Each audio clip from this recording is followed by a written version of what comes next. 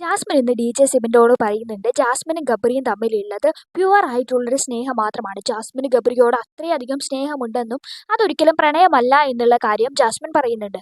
ഗബ്രിയും അതേപോലെ തന്നെ പറയുന്നുണ്ട് ഗബ്രിക്ക് ജാസ്മിനോട് വളരെയധികം സ്നേഹമാണെന്നും അതൊരിക്കലും പ്രണയമല്ല എന്നുള്ളതും അതൊരിക്കലും പ്രണയത്തിലാവില്ല, പ്രണയത്തിൽ കലാശിക്കാൻ ഉറപ്പില്ലാത്തൊരു ബന്ധമാണ് എന്നുള്ള കാര്യം ഗബ്രി ഇങ്ങനെ പറയുന്നുണ്ട്.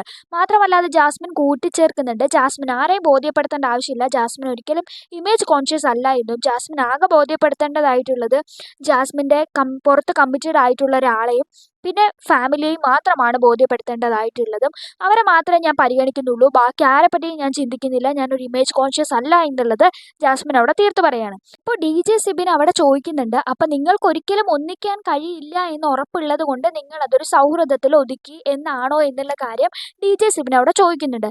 മാത്രമല്ല ജാസ്മിൻ ഒരിക്കലും പറഞ്ഞിട്ടുണ്ടായിരുന്നു റോക്കിയുടെ അടുത്ത്, ഞാൻ പ്രണയിക്കുകയാണെങ്കിൽ വിവാഹം കഴിക്കുകയാണെന്നുണ്ടെങ്കിൽ അതൊരു മുസ്ലിം മതത്തിലുള്ള ആളെ ആയിരിക്കും എന്നുള്ള കാര്യം ജാസ്മിൻ പറയുന്നുണ്ടായിരുന്നു. എന്തായാലും ഈ ഒരു വിഷയത്തെ പറ്റി ഒരുപാട് ന്യായങ്ങൾ പറഞ്ഞിട്ട് ജാസ്മിൻ ഒരുപാട് കഷ്ടപ്പെടുന്നുണ്ട് എന്നുള്ളത് വ്യക്തമാണ്.